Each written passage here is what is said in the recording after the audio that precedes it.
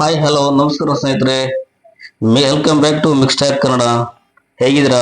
ನೀವು ಸೂಪರ್ ಆಗಿದ್ರೆ ನಾವು ಸೂಪರ್ ಆಗಿದ್ವಿ. ಬನ್ನಿ, ಇವರ ರೈತರ ಹೆಸರು ಬಂದು ಪ್ರಕಾಶ್ ಅಂತ ಹೇಳಿ. ಇವ್ರದ್ದು 6 ಎಕರೆ ಜಮೀನಿದು.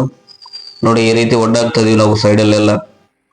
ಇದು ಅಲ್ಲಿಂದ ಸುಮಾರು ಉದ್ದನೆ ಜಾಸ್ತಿ ಇರೋದು ಇದು ಒಡ್ಡು ಹೊಲ. ಇವ್ರದ್ದು ಅಗಲ ಕಡಿಮೆ ಇದೆ.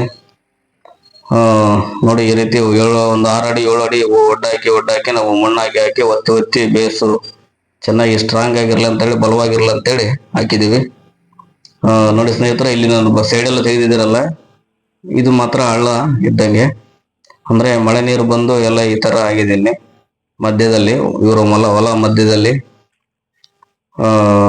ನೋಡಿ ಸ್ನೇಹಿತರೆ, ನಾನೀಗ ಇದನ್ನು ಕುಣಿ ಕೂಡ ಟ್ರಂಚ್ ಒಂದು 6 ಅಡಿ 7 ಅಡಿ 8 ಅಡಿವರೆಗೆ ಇಟ್ಟಿದ್ದೀನಿ ನಾನು ತೆಗೆದು. ಒಂದೇ ಬಕೆಟ್ ಸೈಜ್ ಅಂದ್ರೆ ಒಂದು 3 ಅಡಿ ಅಗಲ ತೆಗೆದು ಹಾಕಿದ್ದೀನಿ. ಅದಾದ್ಮೇಲೆ ಇವ್ರದ್ದು ಸುಮಾರು ಏನಿಲ್ಲ ಅಂದ್ರು ನಾನು ಎಲ್ ಶೇಪ್ ಅಲ್ಲಿ ಒಡ್ಡಾಕಿದ್ದೀನಿ. ಇದು ಇವರು 6 ಎಕರೆ ಹೊಲದಲ್ಲಿ ಮಧ್ಯದಲ್ಲಿ ಮಳೆ ನೀರು ಹರಿದು ಸಣ್ಣ ಹಳ್ಳದ ರೀತಿಯಲ್ಲಿ ಸೃಷ್ಟಿಯಾಗಿತ್ತು. ಆದ್ದರಿಂದ ಅಲ್ಲಿ ಬೆಳೆ ಬೆಳೆಯೋಕ್ಕಾಗಲ್ಲ. ಅದಕ್ಕೆ ರೈತರು ಒಂದು ಉಪಾಯವನ್ನು ಮಾಡಿ ಅವರ ಹೊಲದ ಅಂಚಿನಲ್ಲಿ ಒಂದು ಸಣ್ಣ ಕಾಲುವೆಯನ್ನು ತೆಗೆಯುವುದಕ್ಕೆ ಹೇಳುತ್ತಾರೆ. ಅದರಂತೆ ನಾವು ಕಾಲುವೆಯನ್ನು ತೆಗೆದುಕೊಡುತ್ತೇವೆ. ಇದರಿಂದ ಇವರ ಹೊಲದ ಮಧ್ಯದಲ್ಲಿ ಮಳೆ ನೀರು ಹರಿಯದೆ ಹೊಲದ ಬದಿಯಲ್ಲಿ ನಾವು ತೆಗೆದಿರುವ ಕಾಲುವೆಯಲ್ಲಿ ಹರಿಯುತ್ತೆ. ಇದರಿಂದ ರೈತರಿಗೆ ತುಂಬಾ ಉಪಯೋಗ ಆಗುತ್ತೆ. ಹೇಗೆಂದ್ರೆ, ಈಗ ಮಧ್ಯದಲ್ಲಿ ಹಳ್ಳದ ಮಳೆ ನೀರನ್ನು ಸೈಡಲ್ಲಿ ಹೋಗೋದ್ರಿಂದ ಅವರು ಮಧ್ಯದಲ್ಲಿ ಟ್ರ್ಯಾಕ್ಟರ್ ಅಥವಾ JCB ಸಹಾಯದಿಂದ ಮಣ್ಣನ್ನು ನೀರು ಹರಿದ ತಗ್ಗು ಜಾಗದಕ್ಕೆ ಹೊಲದ ಸರಿಸಮವಾಗಿ ಲೆವೆಲ್ ಮಾಡಿದ್ರೆ ಒಂದೇ ರೀತಿಯಲ್ಲಿ ಬಿತ್ತುವುದು. ಆದ್ದರಿಂದ ಹೀಗೆ ಮಾಡಿದ್ರೆ ಯಾವುದೇ ಅಡಚಣೆ ಇರೋದಿಲ್ಲ. ಇವರಿಗೆ ತುಂಬಾ ಉಪಯುಕ್ತವಾಗಿರುತ್ತದೆ. ಇವ್ರದ್ದು ಒಬ್ರದ್ದು ಬಂದು ಇದರಲ್ಲಿ 3 ಭಾಗ ಇದ್ದಾರೆ. 4 ಭಾಗ ಇದ್ದಾರೆ ಈ ಹೊಲದಲ್ಲಿ. ಟೋಟಲ್ ಈ ಕಡೆಗೆ ತೆಗ್ತಾ ಇರೋದು ನಾನು. ಇವ್ರದ್ದು ಬೇರೆ 6 ಎಕರೆ, ಅವ್ರದ್ದು ಬೇರೆ 6 ಎಕರೆ. ಅವ್ರದ್ದು ಹೊಲದಲ್ಲಿ ಕೂಡ ಸೇಮ್ ಅದೇ ರೀತಿ ಹರಿತಾ ಇರುತ್ತೆ ನೀರು.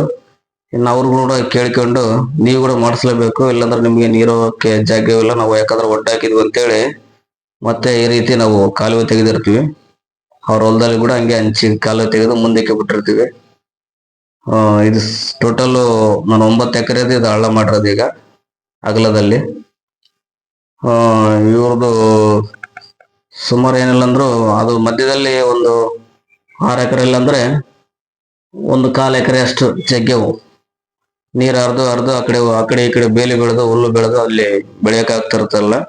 ಹಂಗಾಗಿ ಅದನ್ನೆಲ್ಲ ಈಗ ಲೆವೆಲ್ ಮಾಡ್ಕೊಂಡ್ರೆ ಒಂದೇ ಸಮಾನವಾಗಿ ಬಿತ್ತಬಹುದು. ಏಕಲ್ಲಿ ಹಿಂಗ ಅಂಚಿನಲ್ಲಿ ಕಾಲುವೆ ಮಾಡಿದ್ದು. ಈಗ ನೋಡ್ರಿ, ಈ ತರ ನೋಡ್ರಿ, ಅಲ್ಲಿಂದ ಅಲ್ಲಿ ಒಡ್ಡಾಕಿದ್ದು ನಾನು ಇಲ್ಲಿವರೆಗೆ ಬಂದಿದೆ. ನಾನು ಬೇರೆ ಹೊಲದವ್ರಿಗೆ ಮಾತಾಡ್ಕೊಂಡು ತೆಗೆಸಿದ್ದಾರೆ. ಇವ್ರದ್ದು ಒಬ್ರದ್ದು ಬಂದು ಫಸ್ಟ್ನಿಗೆ ತೆಗೆದು ಒಡ್ಡಾಕಿ ಆಮೇಲೆ ಅವ್ರ ಕಾಲುವೆ ತೆಗೆದು ಅವ್ರದ್ದು 19.5 ಐತೆ, ಅಂದ್ರೆ 19 ಗಂಟೆ. ಆಮೇಲೆ ಇನ್ನೊಬ್ಬರದು ಮತ್ತೆ ಬೇರೆ ಹೊಲದಲ್ಲಿ ಅವ್ರದ್ದು ಇದೇ ರೀತಿ ಕಾಲುವೆ ತೆಗಿಬೇಕು, ಹಳ್ಳದ ನೀರು ಅದೇ ಬಿಡೋಕ್ಕೆ. ಅವ್ರದ್ದು ಒಬ್ರದ್ದು 1.5 ತಾಸು, ಮತ್ತೆ ಇನ್ನೊಬ್ಬರದು 1.5 ತಾಸು.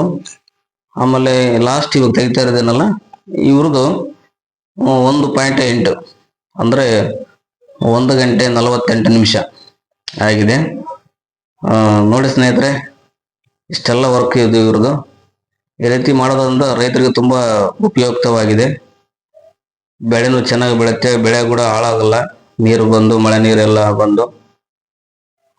ನೋಡಿ ಸ್ನೇಹಿತರೆ, ಈ ರೀತಿ ಮಾಡೋದ್ರಿಂದ ತುಂಬಾ ಉಪಯುಕ್ತವಾಗಿದೆ ರೈತರಿಗೆ.